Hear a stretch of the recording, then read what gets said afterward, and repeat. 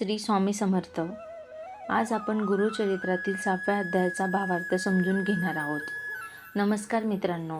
कल्पना करा, एक असा बलाढ्य राक्षस ज्याने देवांनाही पराभूत केले, जो स्वतःच्या शक्तीवर इतका गर्विष्ठ झाला की थेट कैलास पर्वत उचलायचा प्रयत्न करू लागला. पण मित्रांनो, त्या गर्वाचा शेवट कसा झाला आणि भगवान शंकरांनी त्याला कोणता धडा शिकवला, आज आपण गुरुचरित्राच्या 6व्या अध्यायातील हा अत्यंत रोमहर्षक आणि शिकवण देणारा प्रसंग समजून घेणार आहोत. चला तर मग व्हिडिओला सुरुवात करूया. मित्रांनो, पुलस्त्य या ब्राह्मणाची पत्नी कैकेयी ही मोठी ईश्वर भक्त होती. ती नित्यनेमाने शिवलिंगाचे पूजन करीत होती. त्याशिवाय ती अन्नपाणी ग्रहण करत नसे. एके दिवशी पूजेच्या वेळी शिवलिंग काहीच केल्या सापडेना. शेवटी आपला व्रतभंग होऊ नये म्हणून तिने मातीचे शिवलिंग तयार केले आणि ती त्याची पूजा करू लागली.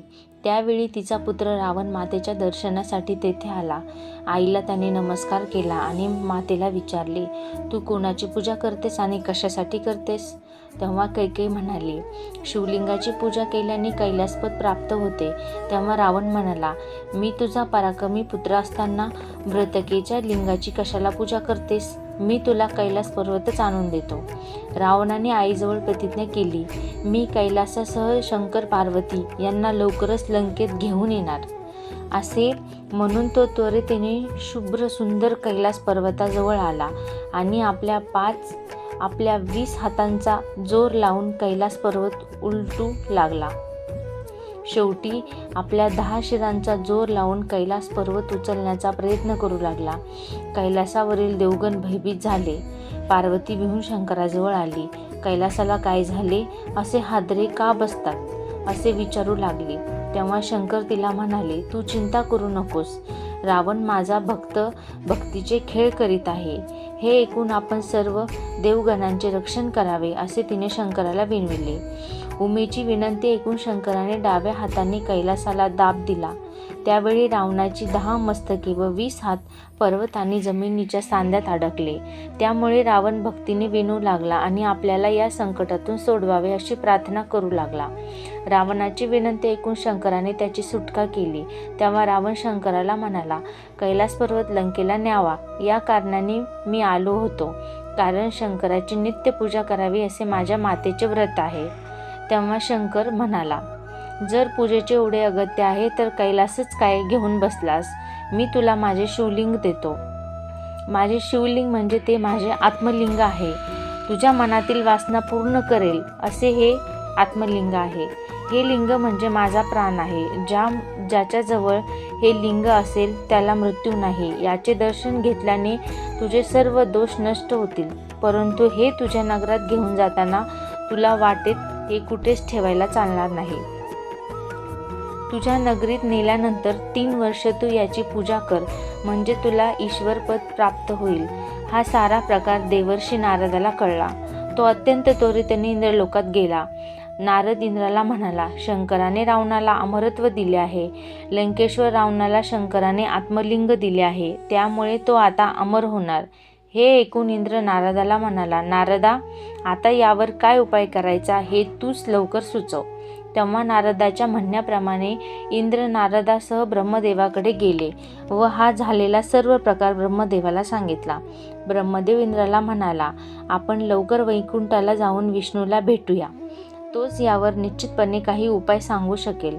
तेव्हा नारायणाची भेट झाली. तो सर्व वृत्तांत ऐकून ते संतप्त झाले. देवकार्याचा नाश झाला असे म्हणून शंकराला भेटण्यास कैलासाला गेला आणि शंकराला म्हणाला, आपण हे काय केलेत? रावणासारख्या क्रूर दैत्याला प्राणलिंग देऊन अमरत्व दिलेत.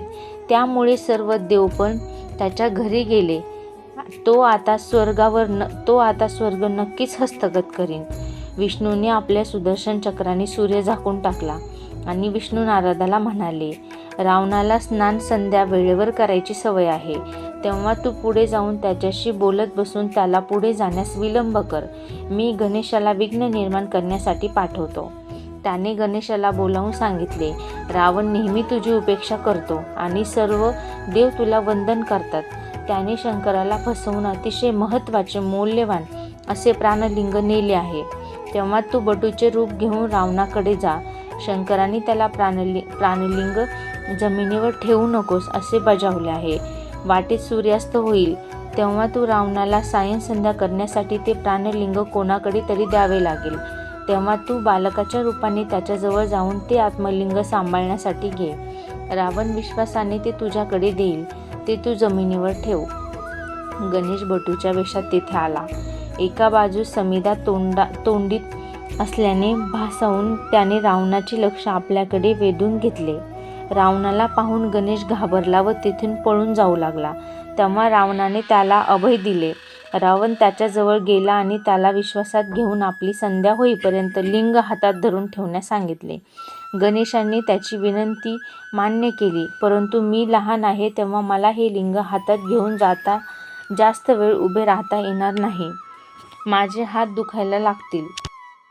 तेव्हा मी तुला 3 वेळा हाक मारीन, तरी तू आला नाहीस तर आत्मलिंग हातातून खाली ठेवीन असे म्हणाला. रावण अर्घ्य देत असतानाच गणेशाने रावणास हाक मारण्यास सुरुवात केली, परंतु रावण ध्यान करीत होता, त्यामुळे तो 3 हाका झाल्या तरी आला नाही. शेवटी गणेशाने सर्व देवांना साक्षी ठेवून हातातील लिंग जमिनीवर ठेवले. हे समजताच रावणाने गणेशाला मारायला सुरुवात केली. मी माझ्या वडिलांना सांगतो असे सांगून गणेश तेथून निघून गेला. रावणाने अतिशय बळाने लिंग उचलण्याचा प्रयत्न केला. ते उचलले गेले नाही, परंतु गोकर्णासारखे लांब झाले. महाबली रावणाचा उपाय चालेना म्हणून या लिंगाला महाबळेश्वर असे म्हणतात. पुढे ते गोकर्ण क्षेत्र म्हणून प्रख्यात झाले. तर मित्रांनो, अशा प्रकारे सर्व देवांनी आणि भगवान गणेशांनी मिळून रावणाच्या हातून होणारा अनर्थ टाळला. मित्रांनो, या अध्यायातून आपल्याला काय शिकायला मिळते? कितीही शक्ती, संपत्ती आणि ज्ञान असले तरी अहंकार माणसाला नाश करतो. नम्रता आणि भक्ती हीच खरी शक्ती आहे. देवत्व हे सामर्थ्यात नसते तर विनम्रतेत असते. आज आपण आपल्या जीवनातही थोडे यश मिळाल्यावर गर्व करतो, पण लक्षात ठेवा, जिथे अहंकार येतो तेथे कृपा दूर जाते. म्हणूनच मित्रांनो, शक्ती असो पण नम्रता हवी, ज्ञान असो पण श्रद्धा हवी, आणि यश असो पण संयम हवा. जर तुम्हाला गुरुचरित्रातील अशाच प्रेरणादायी कथा आवडत असतील तर व्हिडिओला लाईक करा, तुमच्या मित्रांपर्यंत व्हिडिओ शेअर करा आणि आमच्या चॅनलला सबस्क्राईब करून बेल आयकॉन दाबायला विसरू नका. पुढील अध्यायात आपण आणखी एक अद्भुत लीला समजून घेणार आहोत आणि आमच्या चॅनलवर श्री गुरुचरित्राची अध्याय 1 ते 52 पर्यंत प्लेलिस्ट बनवली आहे, ती नक्की बघा. श्री स्वामी समर्थ. धन्यवाद.